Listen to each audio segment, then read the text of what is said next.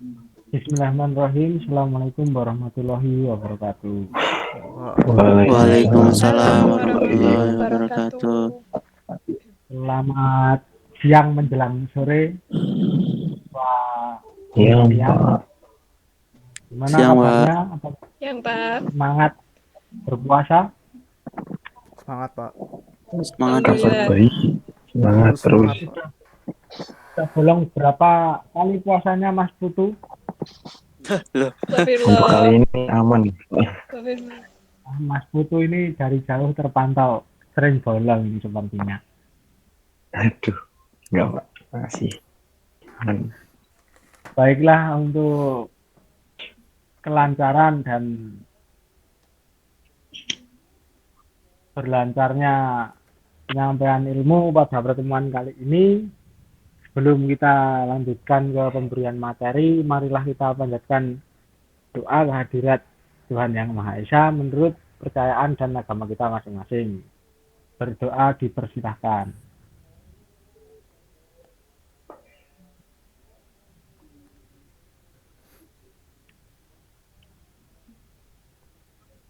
Berdoa selesai. Baik, untuk kali ini setelah pertemuan minggu lalu kita melakukan UTS.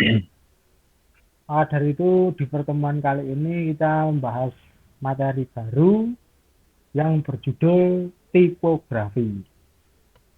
Sebelum saya lanjut ke materi dari tipografi itu sendiri, monggo dari masing-masing siswa silahkan mencari dari definisi, arti, ataupun hubungan yang ada di dalam tipografi itu sendiri. Monggo silakan masing-masing siswa mencari. Boleh mencari di internet atau menggunakan idenya, gagasan masing-masing ditulis juga boleh. Nanti saya baik, minta Pak. untuk saya beri waktu 3 menit gitu. Siapa? Baik, Pak. Baik, Pak.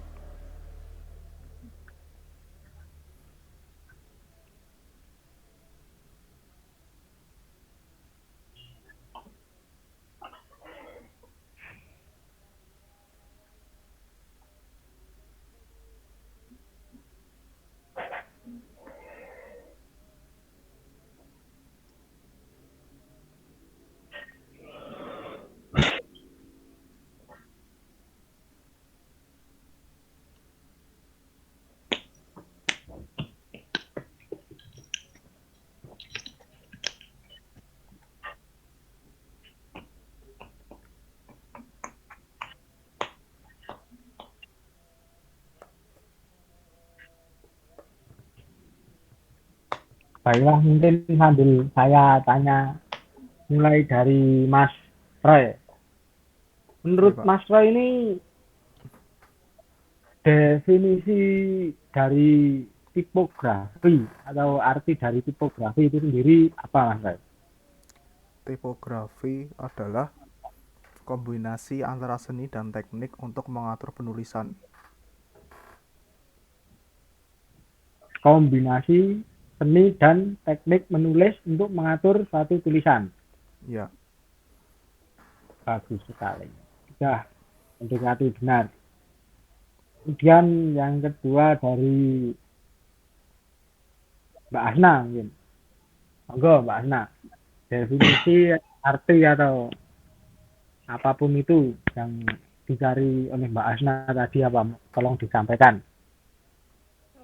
Saya nemunya tipografi itu kayak tadi yang dibilang Roy, itu ada seni tulisan gitu yang bisa dibaca dan bisa ditampilkan. Gitu. Ya, sudah mendekati benar ya. Kurang lebih sama dengan jawaban dari Mas Ray tadi. Untuk selanjutnya dari Mas Asmi. Monggo Mas Asmi, sampaikan. Eh, kalau dari saya mungkin tipografi itu ini ya, apa? Seni apa namanya? Pengaturan kata-kata, huruf-huruf gitu, Pak.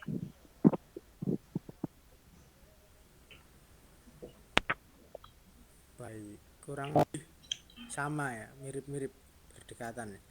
Antara tulisan, seni dan teks atau kata.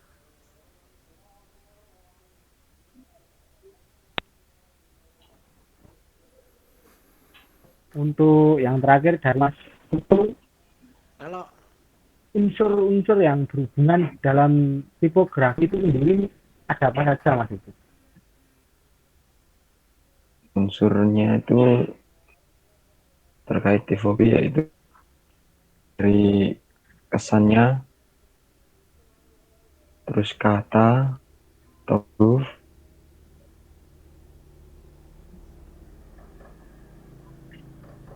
ada lagi kata seperti itu. Oh, ya sudah mendekati benar. Mungkin PPT-nya bisa Dan masih dilanjutkan ada ke gaya penampilan. selanjutnya. Oh ya, jadi gaya, seni, desain, apalagi tadi Mas itu? Tulisan, teks, Penampilan. Huruf. penampilan. Betul, betul. Coba next slide Mas Asmi.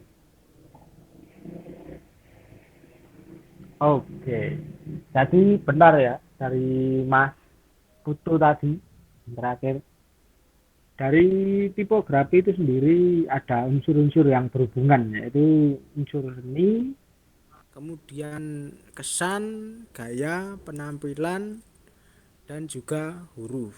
Jadi dari beberapa unsur tersebut membentuk suatu hubungan yang berkesinambungan sehingga menghasilkan suatu karya yang bisa dipandang enak dipandang gitu. Kemudian lanjut lagi. Next.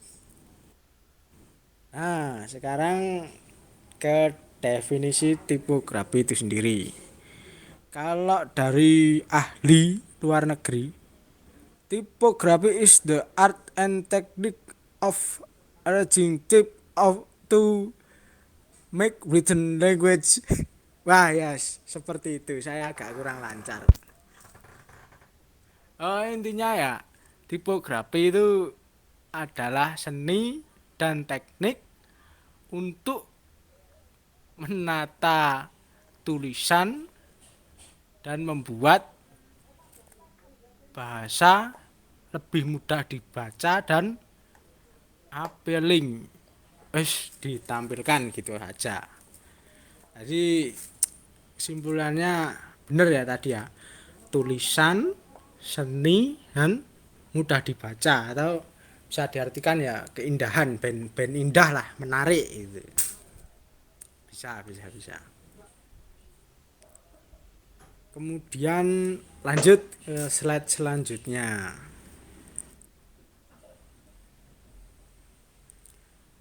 Nah, tipografi dalam font itu memiliki bahasa yang dapat mengkomunikasikan suatu melebihi kata dalam halaman.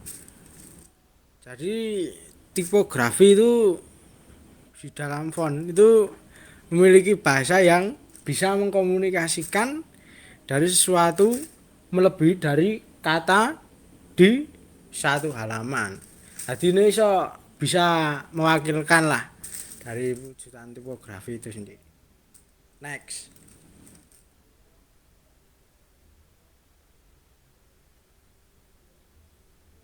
Nah, terus tipe tipografi berdasarkan family-nya.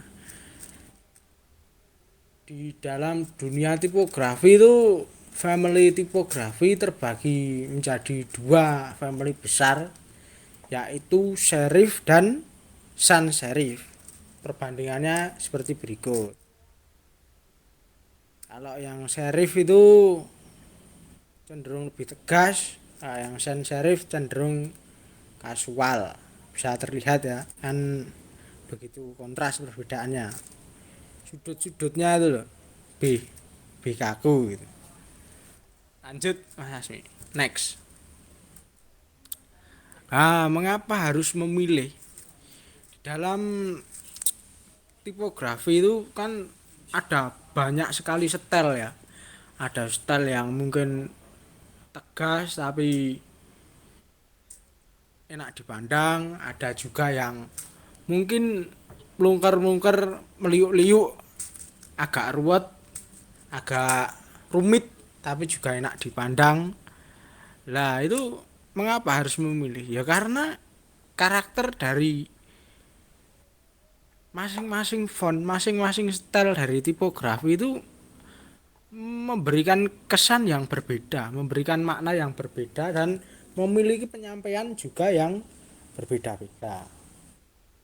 Sampai di sini paham apa belum? Paham. Paham, Pak. Masya Allah. Paham ya? Jadi jadi Paham, kita tuh paham. nggak boleh asal milih font gitu ya, Pak ya. Next. Pak itu belum dijawab pertanyaannya, Pak. Oh, ada yang tanya. Dari Iya, Pak. Tadi Asmi, saya Pak. bertanya, Pak. Oh iya, gimana Mas Hasim? Audio Berarti saya kita terganggu. nggak boleh asal-asalan milih font gitu ya, Pak ya. Harus sesuai karakter desain yang ingin kita bikin gitu ya, Pak ya. Oh iya, itu jelas sekali. Jadi kita saat membuat tipografi itu harus menentukan dulu tujuannya itu arahnya kemana. Misal kita memiliki maksud atau tujuan yang lebih ke mengarah ke keindahan dan ngejar seni, itu ya kita sesuaikan ke pemilihan font yang mungkin lebih artistik, terus yang lebih berseni gitu. Tapi kalau kita lebih memilih tipografi untuk dijadikan suatu logo apa lambang dari brand-brand tertentu, mungkin lebih cocok menggunakan family font yang bentuknya itu lebih agak tegas gitu. Mungkin ada Baik, Pak. mau bertanya lagi selain Mas ini sebelum kita lanjut ke Mas. Belum, Pak. Next. Oh ya sudah. Next, lanjut Mas Hasmi. Nah, ini seperti yang saya bilang tadi. Contoh kasusnya di logo NASA. Nah, ini kan terlihat kalau logo NASA yang ya Itu lebih tegas, lebih resmi. Itu biasa digunakan untuk suatu hal yang resmi-resmi lah. Misal ditaruh di kop surat apa gitu. Kalau logo NASA yang bawah itu lebih casual. Biasanya digunakan untuk diaplikasikan ke jaket-jaketnya anak-anak kekinian itu ya. Kan biasanya logo NASA itu. Atau t-shirtnya anak-anak kekinian itu kan juga pakai logo NASA. tapi pemilihan fontnya itu lebih ke yang artistik. Jadi penerapan font itu juga sesuai dengan letaknya itu di mana, itu bisa disesuaikan. Monggo next. Kemudian, nah ini seperti yang saya bilang tadi, serif dan sans serif. Kalau sans serif itu tadinya kasual, terus informal, friendly, modern. Kemudian yang serif itu tadi tradisional, formal, berjarah, bereputasi, mapan, dan kesannya serius. Mungkin Mas Roy bisa sedikit memberikan pendapatnya mengenai perbedaan dari serif dan sans serif. Kalau menurut saya, kalau misal sans serif itu biasanya buat logo-logo buat bukan buat instansi kenegaraan yang resmi, cuma lebih ke kayak perusahaan yang non formal. Sedangkan yang serif kan kesannya karena lebih tradisional, formal gitu kan, berarti penggunaannya itu lebih menuju ke instansi-instansi yang resmi, kayak seperti itu. Wah, betul sekali Mas Roy. Cocok sekali, cocok. Next, Mas Asmi. Lanjut.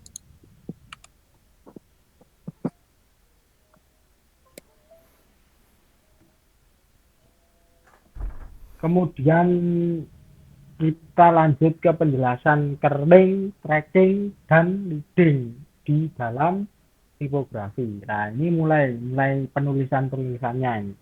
Next.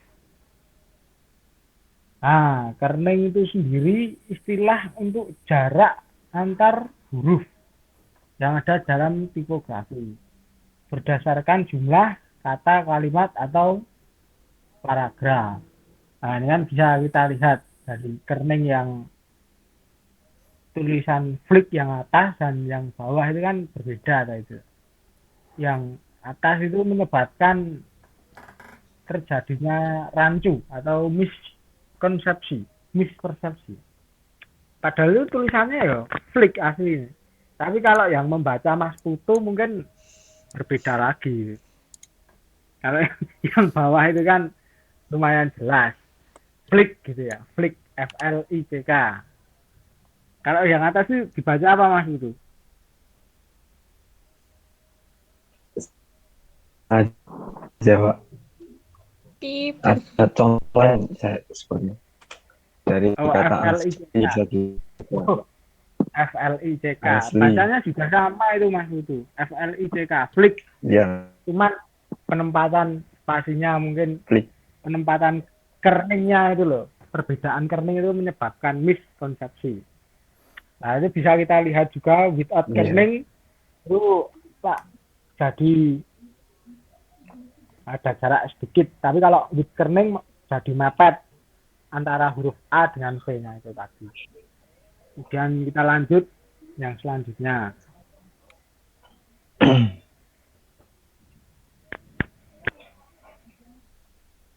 Nah, yang kedua yaitu tracking.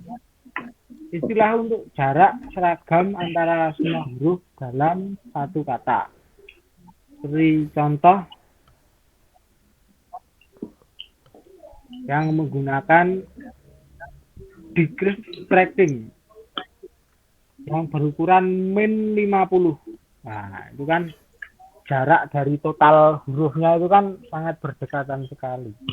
Kemudian yang kedua itu regular tracking. Itu ukurannya 0. Jarak antar hurufnya itu ya bisa dibilang cukup beraturan. Kemudian yang terakhir yaitu increase tracking. Jaraknya 200. Itu per hurufnya jadi terlihat longgar-longgar. Jadi itu penggunaannya masing-masing berbeda-beda sesuai di kondisi yang mau kita kendaki seperti itu. Next.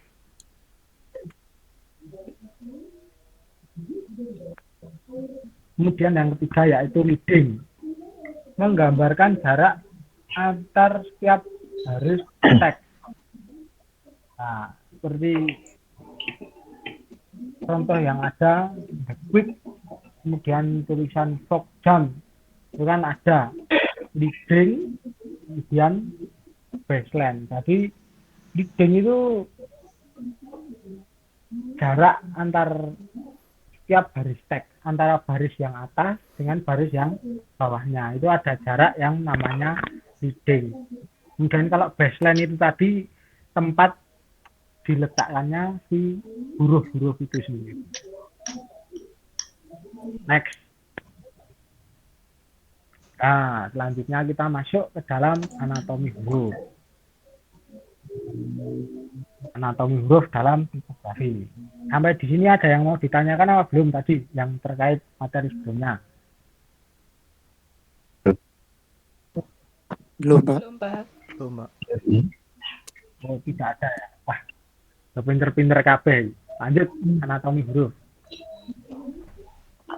Nah, anatomi huruf itu tadi lah ada baseline yang pertama. Baseline itu letak ditempatkannya atau titik dasar ditempatkannya titik dari setiap huruf yang ada. Seperti A dan Y itu garis lurusnya itu kalau A ya di bawahnya, tapi kalau Y ya di tengahnya. Karena apa? Karena Y punya kaki. Seperti huruf P, I, terus huruf-huruf yang punya kaki itu peletakannya agak di tengah. Next. Kemudian yang selanjutnya yaitu mainland. Mainland ini kalau dari huruf yang normal seperti huruf A dan lain-lain itu letaknya agak di bagian atas. Tapi kalau dari huruf yang mempunyai kaki bawah seperti Y, P, I, J itu letaknya di bagian atas. Next. Kemudian X head itu tinggi dari si badan huruf itu tadi. Jadi kita lihat di sini X dan H itu memiliki tinggi badan huruf yang sama, tapi H memiliki bagian kepala yang berbeda karena dia memang bentuknya ada kepalanya gitu. Next. Nah, yang selanjutnya yaitu cap height. Kalau cap height ini lebih ke tinggi seluruhan dari satu personnya itu tadi. Misal H itu tingginya full. Kalau B itu full tambah kepala itu tadi. Lanjut. Nah, selanjutnya yaitu ascender. Ascender itu seperti bisa dibilang topinya dari huruf. Nah, ini seperti di dalam contoh itu kan huruf D, huruf H, dan huruf-huruf yang lainnya yang memiliki kepala-kepala ke atas itu selalu memiliki topi-topi. Nah, itu bisa dibilang ascender. Next. Kemudian descender. Descender ini bisa dibilang sepatunya huruf. Bagi huruf-huruf yang memiliki kaki seperti D, Y, P, I, dan huruf-huruf lainnya yang memiliki kaki itu memiliki sepatu juga yang namanya descender. Lanjut.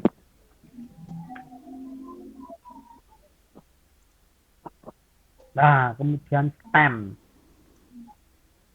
Stem ini bahasa normalnya, bahasa biasanya bisa disebut sebagai badan huruf. Nah, ini bagian pokok dari huruf itu sendiri. Next. Nah, kemudian bowl. Bowl ini bisa kita artikan sebagai bagian dari perutnya huruf. Jadi huruf-huruf yang memiliki perut seperti huruf B, P, I, D, dan huruf-huruf lainnya yang memiliki perut, nah itu bisa dibilang bagian bowl-nya, mangkoknya, atau perutnya. Lanjut.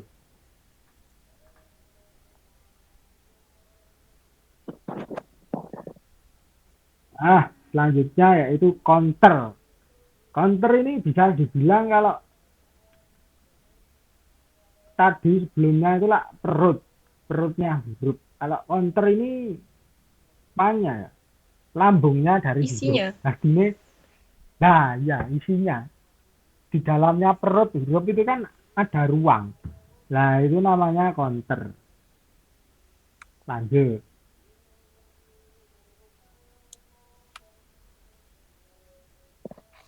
Nah, materi selanjutnya opposite track dalam tipografi.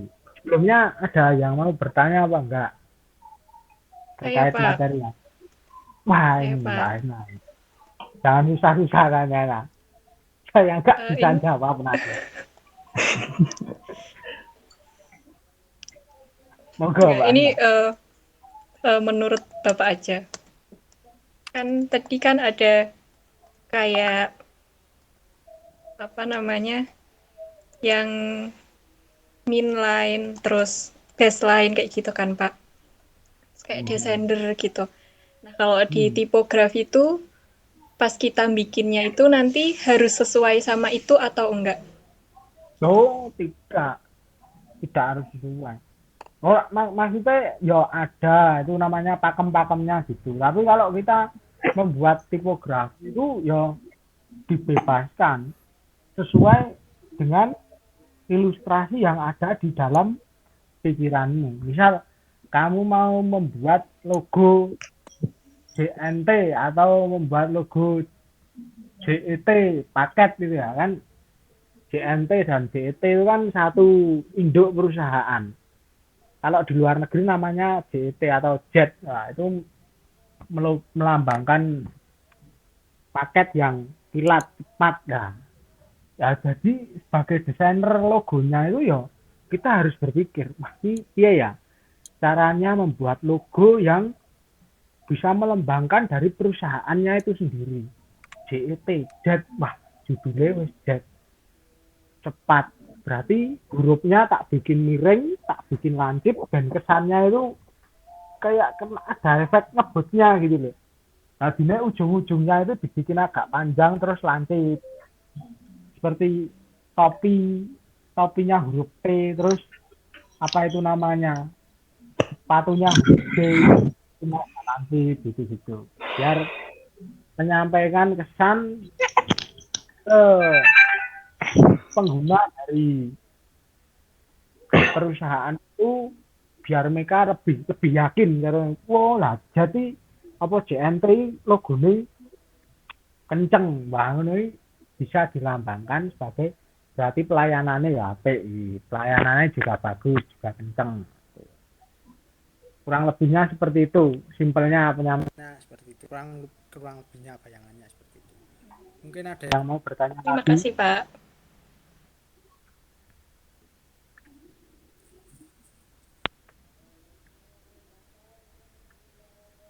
Tidak saya bertanya. Ya wes. Udah kayaknya, Lanjut. Pak. Ya. Opposite track.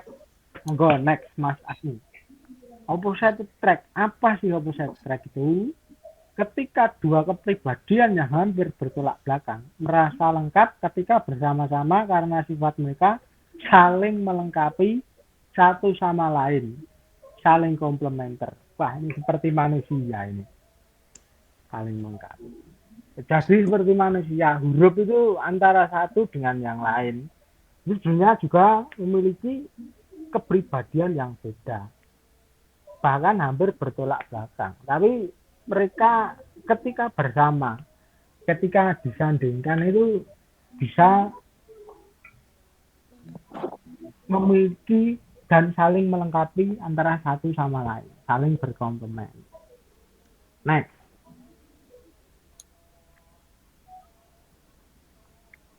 Nah, seperti yang dicontohkan, contoh-contoh dari opposite track itu tadi, yaitu seperti halnya serif dan sans serif. Nah, itu kan bertolak belakang. Nah, serif itu lebih kaku, sans serif lebih casual.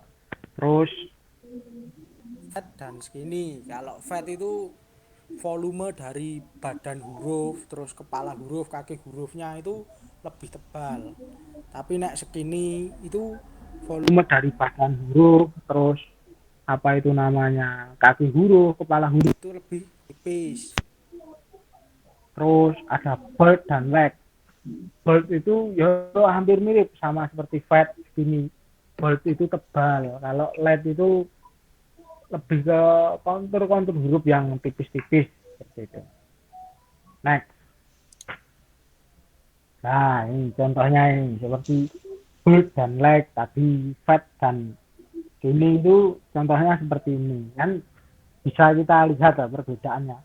Tulisan opposite itu lebih tonjolkan, pesannya lebih tersampaikan, dan attract-nya itu lebih sebagai penyeimbang. Kalau dari segi desainnya seperti itu. Next.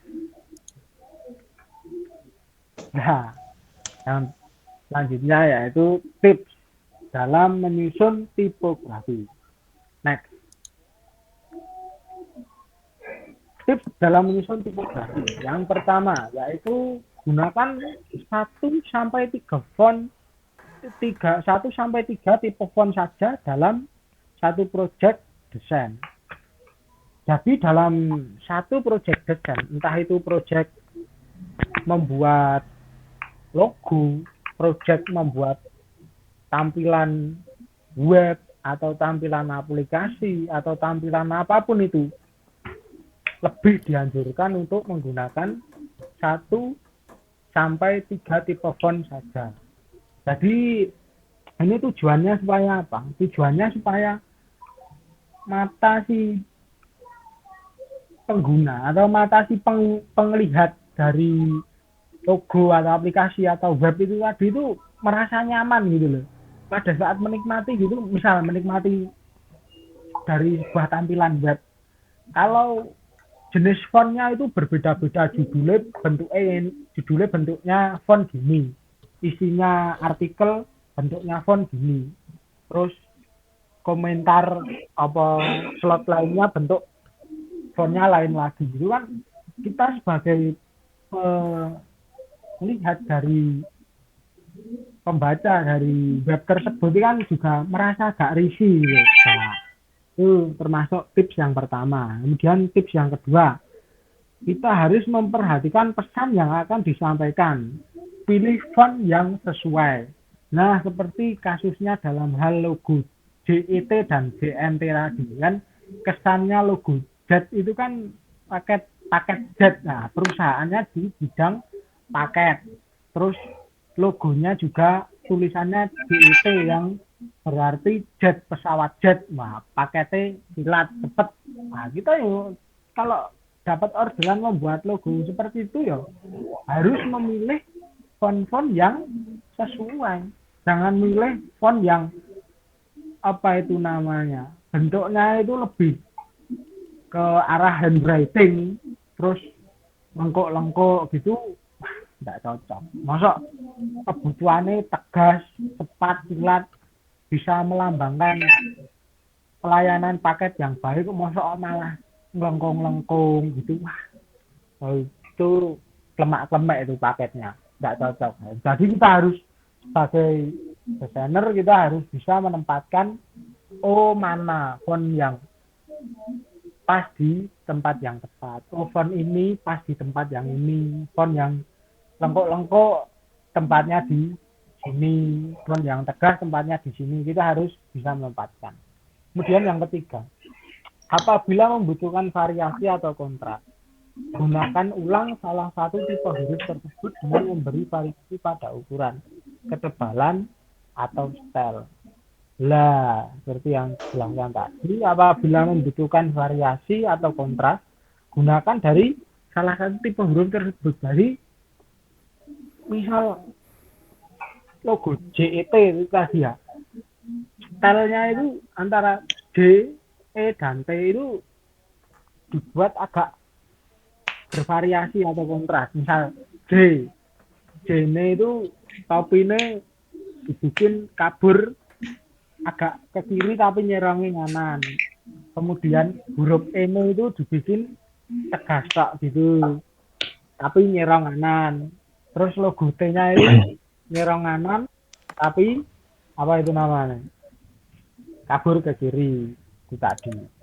Kemudian contoh yang keempat, tips yang keempat yaitu gunakan desain yang sudah ada untuk inspirasi. Jadi setiap kita mendapatkan tugas atau project atau orderan untuk membuat suatu logo atau suatu apalah tipografi tertentu, mungkin buat desain kaos, desain apapun itu yang mengandung unsur tipografi, kita tidak melulu harus 100% dari ide yang ada di dalam pikiran kita. Jadi kita bisa melihat contoh yang sudah ada. Misal, desainnya Mas Putu seperti ini. Wah, saya bisa nyontoh desainnya Mas Putu.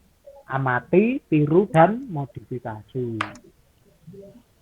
Baik, sampai di sini apakah ada yang mau ditanyakan? Belum, Mbak, dari saya, Mbak. Belum ada ya? Mungkin, Pak. Baik, jika belum ada bisa dilanjutkan Mas Yasmin.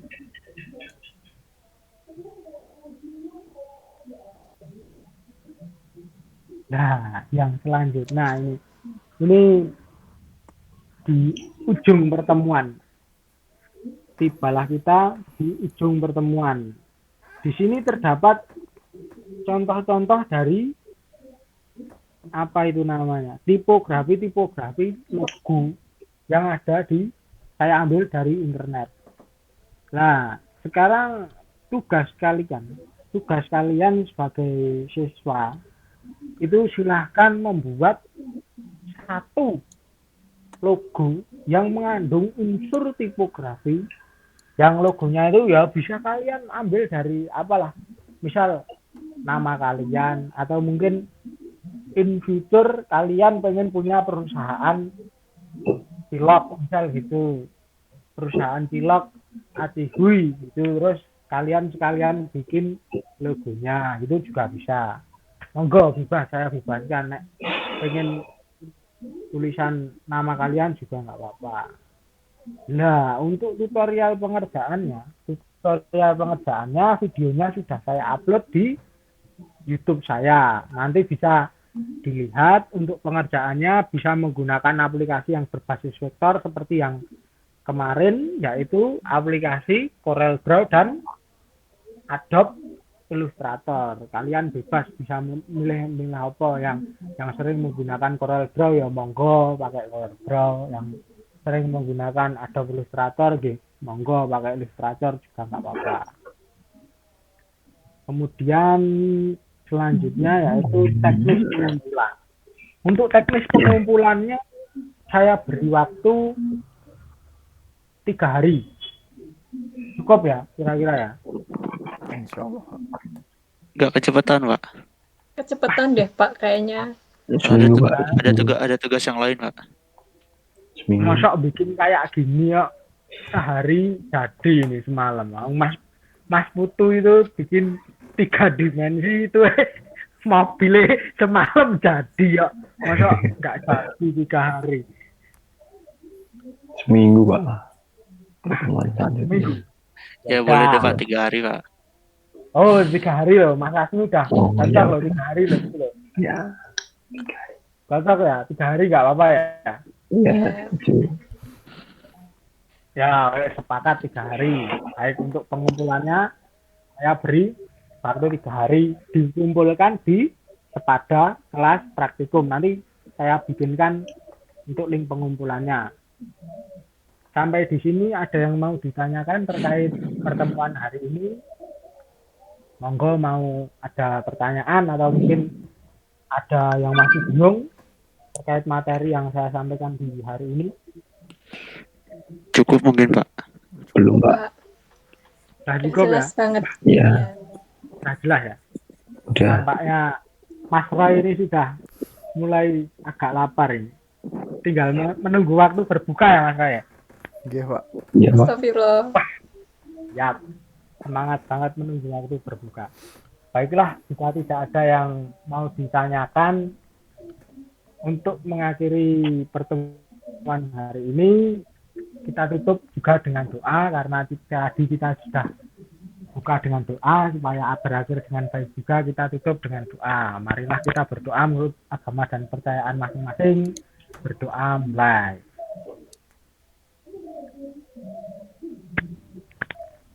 Amin, amin ya rabbal alamin. Terima kasih untuk siswa sekalian atas perhatian dan waktu yang telah diberikan untuk sore hari ini. Semoga apa yang saya bisa berikan bisa bermanfaat bagi kehidupan Anda di masa yang akan datang. Amin. Semangat untuk puasanya, jangan sampai bolong. Kalau bisa ya ditambah amalan-amalan yang lain untuk bagi yang muslim. Pokoknya selamat berpuasa. Ya, Pak. Yang dari saya, Assalamualaikum warahmatullahi wabarakatuh. Terima kasih. Oh iya, untuk absen jangan lupa nanti diisi di OCW ya. Siapa? Nggih, Pak. Coba. Setelah ini saya buka. Baik, Setelah Pak. ini saya buka absennya. Saya batasi cuma 1 jam. Harus pada absen semua. Baik, Pak. Nggih, Pak. Ya, Baik, Pak. saya tutup. Assalamualaikum warahmatullahi wabarakatuh. Terima kasih. Waalaikumsalam Waalaikumsalam. warahmatullahi wabarakatuh. Terima kasih, Pak. Terima kasih, Pak. Nah, sama-sama. Terima kasih Mas Roy. Terima kasih Mas Tutu.